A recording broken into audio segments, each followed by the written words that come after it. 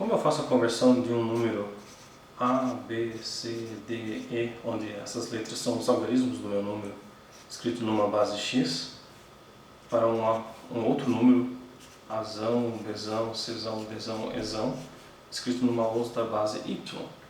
Bem, essa conversão é relativamente complicada para nós, seres humanos, que estamos acostumados a usar a base 10.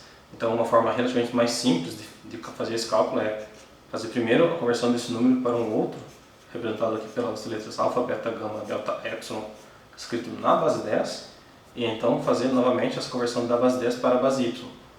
Por quê?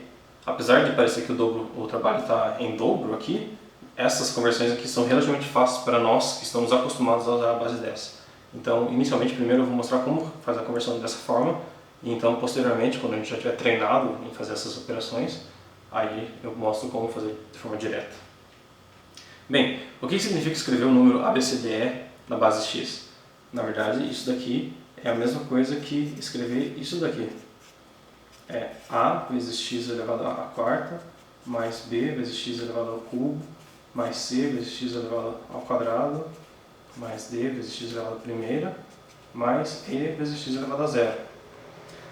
Apesar de eu ter escrito aqui da esquerda para a direita, isso aqui, novamente, é a forma como nós, seres humanos, estamos acostumados a escrever, mas a hora que você for fazer esse cálculo no seu código, provavelmente você vai fazer da direita para a esquerda, porque eu estou usando aqui um número de 5 algarismos, mas não necessariamente esse número vai ter 5 algarismos, ele pode ter um número qualquer. Então é mais inteligente que você faça esse cálculo da direita para a esquerda e pare apenas quando o número terminar. Outra coisa que é válida citar aqui é que, apesar de eu estar usando 5 algarismos aqui para as 3 bases, não necessariamente isso vai ser verdade. O número de algarismos necessários para representar esse número numa base diferente vai ser também uma das saídas do código, né? Mas isso vai ser uma saída natural, né? A gente não precisa se preocupar com isso, basta seguir o algoritmo que isso acontece naturalmente. Bem, então reescrevendo esse número com essa expressão e fazendo esse cálculo, a gente já encontra o nosso número na base 10. O resultado dessa conta já vai ser o número alfa, beta, gama, delta, epsilon, como a gente está acostumado a pensar na base 10. Então, essa atividade aqui já foi concluída. Basta agora realizar essa daqui. E a forma de fazer isso é semelhante, porém, de trás para frente, né? Bem, o que a gente precisa fazer? Qual é o problema que a gente precisa resolver? A gente precisa converter esse número aqui de tal forma que essa expressão aqui seja verdadeira.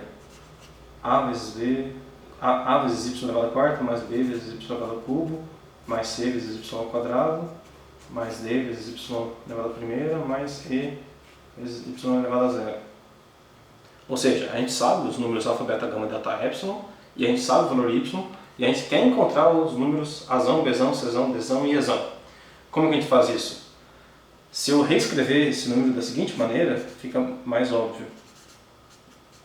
Esse número nada mais é do que A vezes y mais B, tudo isso vezes y mais C, tudo isso vezes y mais D, tudo isso vezes y mais E.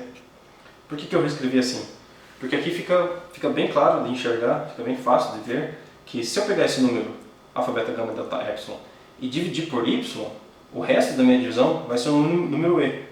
E o quociente da divisão vai ser esse número aqui, até o D.